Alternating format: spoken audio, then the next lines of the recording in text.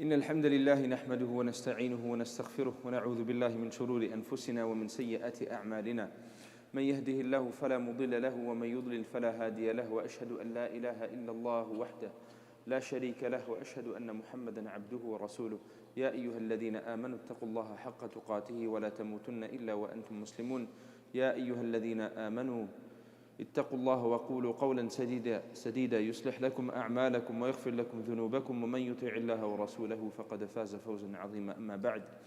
We begin in the name of Allah, the Most High, the Most Gracious, the one to whom belongs all praise and all thanks. We seek His assistance, we ask Him for His guidance, we beg Him for His forgiveness, we seek refuge in Allah from the evil that is within us, and we seek refuge in Allah from the consequences of our evil deeds. Whomsoever Allah guides and can lead astray, and whomsoever Allah allows to stray and can guide. I bear witness that there is no being worthy of worship except Allah alone, the one true God, without any partners. And I bear witness that Muhammad ibn Abdullah is His servant and His final messenger. We ask Allah to bless and protect His last and final prophet, his family, his companions, and those who follow his way until the end of time. The Prophet ﷺ, he would very regularly remind his companions about sadaqah. Now this is not intended to be about, a khutbah about some relief organization or donating to the masjid. Nothing against any of these things. But the Prophet ﷺ's practice was that he would very regularly remind his companions about sadaqah. But he would not restrict the meaning of sadaqah to giving financially. Would he do so at times and encourage them to give financially, especially when there was a time of need? They were trying to gather an army because they had to face an enemy? Yes.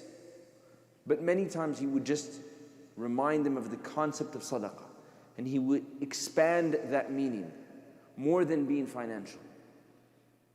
The Prophet ﷺ, he said in a well-known hadith, he said, "Ala kulli muslimin sadaqah," that upon every single person who submits to Allah, every person who claims to have faith, there is sadaqah that is due upon that person. Why is there sadaqah that is due upon that person? That sadaqah that is due upon you and I is a sign of our gratitude to Allah subhanahu wa ta'ala. In another hadith, the Prophet ﷺ, he said, "Kullu sulama min al-nas alayhi sadaqah," that every joint, meaning every joint in the human body, there is sadaqah that is due upon it. There's 360 joints in the human body. Prophet ﷺ, he said, upon every single joint, there is sadaqah that is due. Why? Because it is a way that we show gratitude to Allah subhanahu wa ta'ala. Imagine for a second, if you lost the ability to use or to move one of your thumbs, how it would change the way you do things. How it would change the way you hold a pen or a pencil. How it would change the way that you drive. The way you open something. Some of these, we realize that yes, I use my leg and my arm, but some of these smaller joints, sometimes we don't pay a lot of attention to. I'll give you a small example. I recently had some dental work done, and the dentist told me, for 2 weeks, don't chew on your left side. Don't chew on your left side. Come back after 2 weeks, I'll finish the procedure, and then you'll be fine. You can chew on both sides. So for 2 weeks, I refrained from chewing on my left side. I was able to eat food, digest food, chew my food, but I was just recommended, don't chew on your left side. So when I went back to the dentist, he said, everything's good. You didn't chew on that left side for 2 weeks? I said, no. And I told him, I said, everything tasted half as good. Everything tasted half as good. He said, because you couldn't taste it? No, I said, I could taste it. But this side of my mouth wasn't tasting anything because I was not letting the food go on this side. So I could swallow it, I could smell it. I knew what I was eating, whether it was my favorite meal or my favorite dessert, but I just didn't enjoy it. I couldn't enjoy it on this side. And it became frustrating at a point. They're like, I'm eating something that tastes so good, but it doesn't taste as good right now. Simply because I was told not to eat it on this side. So the Prophet ﷺ, he said, كُلُّ سُلَامَ مِنَ النَّاسِ عَلَيْهِ صَدَقَةً. That every single joint that we have, there is sadaqah that is due upon it. Now in the first hadith that I started with, when the Prophet ﷺ, he said, عَلَى كُلِّ مُسْلِمٍ صَدَقَةً, he was talking about something financial. That every single one of us, we are supposed to find a way to financially contribute to the well-being of society. Yes, I believe, my family believes, but it doesn't stop there. That's where it starts. قُوا أَنفُسَكُمْ وَأَهْلِيكُمْ نَارًا. That protect yourselves and your family from the fire. That's where it starts, but it doesn't stop there. It continues on. How can I financially contribute to the well-being of society? Who can I help? What charity, what organization, what masjid can I help? All of us are human. We have deficiencies and we have weaknesses. And because perhaps we live in a society where, or a country where there is not an Islamic government, our masajid, our organizations are not supported through the government, but rather they're supported by us, by community members, individually. Anytime we hear a reminder or someone make an appeal for sadaqah, we become disgruntled. Sometimes we show it outwardly. If we don't show it outwardly, we feel it inwardly. But this is part of us being a believer, that we contribute to society financially. But then when he said this, one of the companions, because they were extremely inquisitive, they would ask questions. So some of the companions, they said, قالوا يا رسول الله فإن لم يجد. What if a person لم يجد? They don't have anything. Not فإن لم يرد, not if they don't want to. فإن لم يجد, if they can't find anything. Because there was this assumption that if they have something, they're going to give. At least something. فَإِن لَمْ يَجِدْ. But what if he doesn't have anything? He can't find anything to give. Not the smallest amount of change, not a small amount of food, but he can't find anything. So the Prophet ﷺ said, فَيَعْتَمِلُ بِيَدَيْهِ فَيَنْفَعُ نَفْسَهُ. Then the person should work with his hands. Get up, be active. Find a way to earn money. Why? فَيَنْفَعُ نَفْسَهُ. So that that person can benefit himself or herself. You know, we live in a society that's becoming more and more lazy. People nowadays complain more than ever before. People have a job, they complain about their job.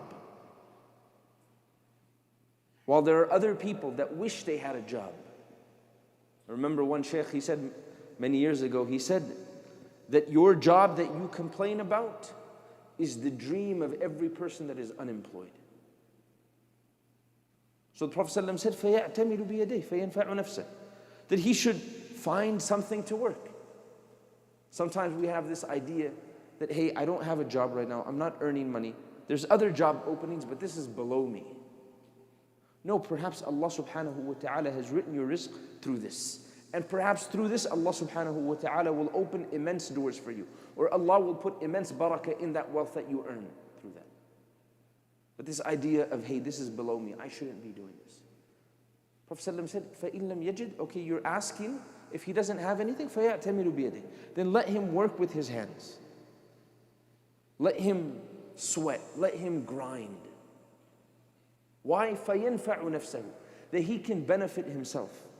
One thing that we commonly forget is that when you get up and you go to work every morning, whether it's construction, whether it's a doctor, whether it's an engineer, or you're behind a desk, that act in itself is ibadah. That is worship. Yes, you're providing for yourself, for the mortgage, for rent, for food, for the car payment. But that act of getting up and working and sacrificing time away from the family or away from doing things that you enjoy, that is ibadah. The Prophet ﷺ said, فَيَنْفَعُ نَفْسَهُ, that he can benefit himself, وَيَتَصَدَّقْ, and now he has the means to give sadaqah. Doesn't have to be an abundant amount, but now that he's working, he's benefiting himself, the hope is that he has something to give now. So then, some of the companions, they said, فَإِن لَمْ يَسْتَطِعْ, what if he can't? What if he can't find a job? What if he can't work? What if his situation, her situation doesn't allow for it? أَوْ لَمْ يَفْعَلْ, or he doesn't do it. What should he do? What's the next step? Prophet ﷺ said, فَيُعِينُ ذَا الْحَاجَةِ الْمَلْهُوفِ, then this person, the next level of sadaqah, this is all under charity. فَيُعِينُ ذَا الْحَاجَةِ الْمَلْهُوفِ, then he should find someone that is in a state where they are overcome by sadness, grief, some emotional state where they need support, where they need help, where they need assistance. And they should find a way to help that person. The Prophet ﷺ, he left it very broad. He didn't specify. He or she should help them with a smile. He or she should listen to them speak for 5 or 10 minutes. فَيُعِينُ ذَا الْحَاجَةِ الْمَلْهُوفِ. He left it very broad. Find a person that's distressed, that's overcome with grief, sorrow, sadness, and ask yourself, what's the way that I can help them? Maybe it's a smile. Maybe it's a shoulder that they can lean on. Maybe they just need someone to talk to. How many of us, when we've gone through problems or issues, that just speaking to a person for 3, 5, 7 minutes has made it feel like the entire weight of that trial, that tribulation, the world has been lifted from our shoulders. Sometimes we feel we just need to express ourselves. We need to let someone else know how we're feeling. So the Prophet ﷺ said, فَيُعِينُ ذَا الْحَاجَةِ الْمَلْهُوفِ. Find a way to assist a person in need. Once again, the common theme is, how can you and I contribute to society? How can we make society better? How can we raise the morale? How can we raise the optimism, the overall well-being of society? Can't do it, you don't have it financially, then work. And then perhaps you'll have it for yourself and you'll be able to give. Okay, you can't do that, then help someone else struggling in society. It's okay that you can't give. So then some of the companions, they said, Ya Rasulullah, فَإِن لَمْ يَفْعَلْ, what if he doesn't do that? So the Prophet ﷺ said, فَيَأْمُرُ بِالْخَيْرِ فَيَأْمُرُ بِالْخَيْرِ. In another narration, يَأْمُرُ بِالْمَعْرُوفِ. He should command, enjoin, promote goodness. Once again, how do you promote goodness? How do you command goodness? There's so many different ways. It's not just simply, hey, you, do this. Hey, Muhammad, hey, Fatima, do this. No. Enjoining good, promoting good, commanding goodness comes in various forms. Yes, some people do it through WhatsApp messages and they spam messages. I'm not promoting that. But sometimes you see something beneficial and you send it to a person. Another hadith, the Prophet ﷺ, he said that perhaps you help someone get onto their animal, or you help them load their belongings onto their animal. Similarly, you and I, يَأْمُرُ بِالْخَيْرِ. Yes, enjoining good, commanding what is good, but also the simple acts of holding the door open for someone. If you see an elderly person at the grocery store and they're struggling to load their groceries, asking them if they need assistance, regardless if they accept or they refuse, the idea is that you're promoting good. You're enjoining good. Because, yes, you may help one person, but that person, when they receive your help, they may be inspired to help someone else. You know the idea of pay it forward? You get to the drive-thru at Starbucks, and they tell you, they say, hey, the person before you already paid for your drink. You're like, what? You try to see the person driving off. Do I know them? Are they Muslim? Are they not Muslim? Sometimes they know you. They realize that you were behind them, so they were like, you know what? I'm going to pay for their drink. Sometimes they don't know you. It's just the holiday season or a certain season. Now, you can say, you know what? Thank you so much. That's great. And you can drive off after you get your drink. Or you can say, you know what? I got the person behind me. I got the person behind me. That's the idea. That someone did you a favor. They didn't know you. You didn't know it was coming. You were going to pay for your own self. And they paid for it. You can say thank you to the person serving you and just drive off and say, Alhamdulillah. Or you can do something better. You can do something more. See, the believer is always looking for doors of goodness. Abwabul khayr kathira. The doors of goodness are abundant. But the question is, when you wake up every day, which door or how many doors are you going to walk through? These are not physical doors. These are spiritual doors, because each door that you walk through, brings you closer to Allah subhanahu wa ta'ala. When you pay for someone's drink behind you, it doesn't matter whether you know them or not. The idea is that you promoted this idea of looking out for others, helping others, giving people others goodness. Another similar narration, Prophet ﷺ, he said, يَأْمُرُ بِالْمَعْرُوفِ. The person enjoys goodness. وَيَنْهَى عَنِ الْمُنْكَرِ. And they forbid evil. You know, usually in communities we have two extremes. One group of people feel like, I can't enjoin good and forbid evil because I don't do enough good and I do too much evil. And another group of people, everyone else runs away from them. Because whenever you're in their presence, it's as if they're constantly correcting you, constantly telling you what to do. But in reality, we should all be in the middle. That we all have faults, we all have mistakes. Doesn't prevent us from enjoining good. Doesn't prevent us from forbidding evil. If we see something wrong, okay, I need to correct it, but how? Is this the proper time? Is this the proper location? Do I have a relationship with this person? Maybe I should get to know this person before I even correct them about something. Is this the situation that I need to correct them in? Is it in public or in private? There's some lines that are attributed to Imam Shafi'i rahimahullah. He said, تَعَمَّدْنِي بِنُصْحِكَ فِي انْفِرَادِي. That give me nasiha, give me advice, فِي انْفِرَادِي, when I'm alone, when I'm by myself. وَجَنِّبْنِي النَّصِيحَ فِي الْجَمَاعَةِ. And avoid giving me nasiha when we're in a gathering. فَإِنَّ النُّصْحَ بَيْنَ النَّاسِ نوع من التوبيخ لا أرضى استماعه. Because giving advice in public is a type of rebuke and reprimanding that person, لا أرضى استماعه, that I don't want to listen to. It doesn't bring pleasure and satisfaction and happiness to my ears. So Imam Shafi'i is saying, correct me, but correct me when I'm alone. Don't do it in public, because when you do it in public, it's like you're chastising me and rebuking me, and I don't want to listen to that. Enjoin good, forbid evil. These are types of sadaqah. But do it at the right time. Use the right words. Use the right expressions.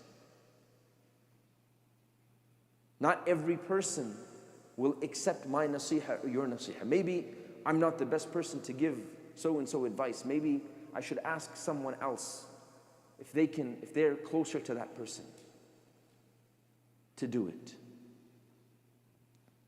And then the companions, they said, Ya Rasulullah, فَإِن لَمْ يَفْعَلْ. What if he doesn't do so?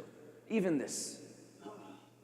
Then Prophet ﷺ said, فَيُمْسِكُ عَنِ الشَّرْ فَإِنَّ لَهُ صَدَقَةً. Then at the absolute lowest level, but still considered sadaqah, يُمْسِكُ عَنِ الشَّرْ. Just restrain and hold back yourself from any type of evil. You're not going to pay it forward. You're not going to command good. You're not going to give to organizations and masajid. فَيُمْسِكُ عَنِ الشَّرْ.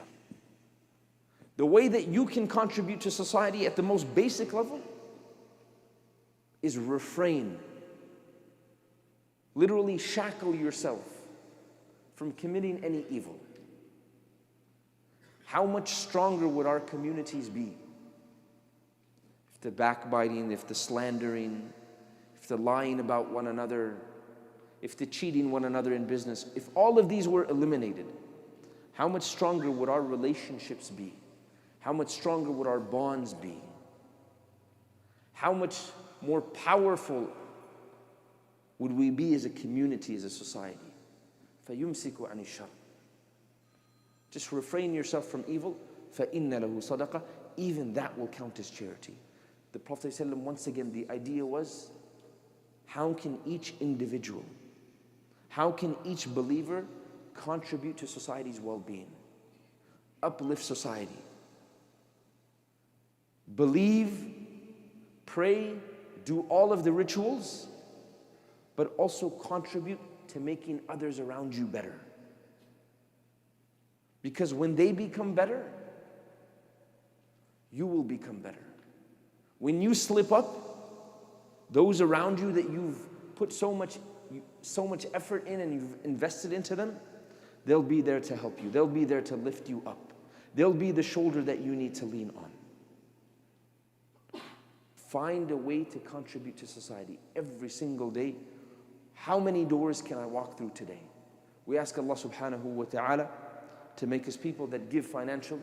We ask Allah subhanahu wa ta'ala to make us of those that help those that are in need, those that are distressed, to make us of those that enjoin good, forbid evil, and refrain from harming others. أقول ما تسمعون واستغفر الله لي ولكم ولسائر المسلمين من كل ذنب فاستغفروه إنه هو الغفور الرحيم.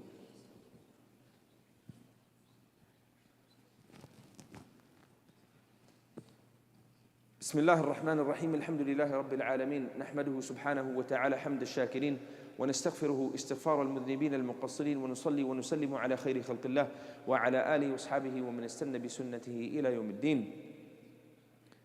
The couple minutes that I have left, just changing gears. Over the past 7 days, I think now, every single day that I've woken up, I've heard of a tragedy that has happened. Someone that has passed away in the SoCal community or even internationally. And most of, or if not, I think all of them were deaths that were unexpected. But one of them that was very heavy was an imam who served in Los Angeles at Masjid al-Mu'min for a couple of decades. Some of you may know him. He was Abu Mujahid Sheikh Farid Abdullah. He was the imam of Masjid al-Mu'min for a couple of decades. He served that community. And anyone that met him and spent time with him would not only attest to his vast and deep knowledge and his love for the sunnah, but also his humble nature, that he would not like people to refer to him as sheikh, and that he would sit with the average person, and people would benefit not just from his knowledge, but his good character. And a few years ago, he moved to his hometown. He was originally from the Bahamas, so he moved back to the Bahamas. And just a few days ago, he passed away. And once again, he was not someone that was extremely famous. Although, subhanAllah, when I went to Egypt and I studied in Egypt and I went to Medina and people would learn that I was from Los Angeles, one of the first questions that some people would ask me that were coming from other Western countries was, do you know Sheikh Farid Abdullah? So although he was not as well known in the Southern California community, he served many, he benefited many, and he served his community for a few decades in that Los Angeles region. So we ask Allah subhanahu wa ta'ala to shower him with his forgiveness and his mercy, and to make his grave a garden from the gardens of paradise. And we ask Allah subhanahu wa ta'ala to have mercy on all of those, our relatives, our family members, our community members, the Muslims at large that have passed away, to shower them with his forgiveness and to shower them with his mercy, and to make their graves a garden from the gardens of paradise. We ask Allah subhanahu wa ta'ala to give shifa to those that are sick, those that are in the hospitals, and to make their sickness a purification for them. And we ask Allah to give us the best of this world, the best of the next, and to save us from the punishment of the hellfire. رَبَّنَا آتِنَا فِي الدُّنْيَا حَسَنَةً وَفِي الْآخِرَةِ حَسَنَةً وَقِنَا عَذَابَ النَّارِ اللهم فرج هم المهمومين ونفس كرب المكروبين واقض الدين عن المدينين واشف مرضانا ومرضى المسلمين وارحم موتانا وموتى المسلمين. ربنا تقبل منا إنك أنت السميع العليم وتب علينا يا مولانا إنك أنت التواب الرحيم. وصل اللهم على نبينا محمد وعلى آله وصحبه وسلم. أقم الصلاة.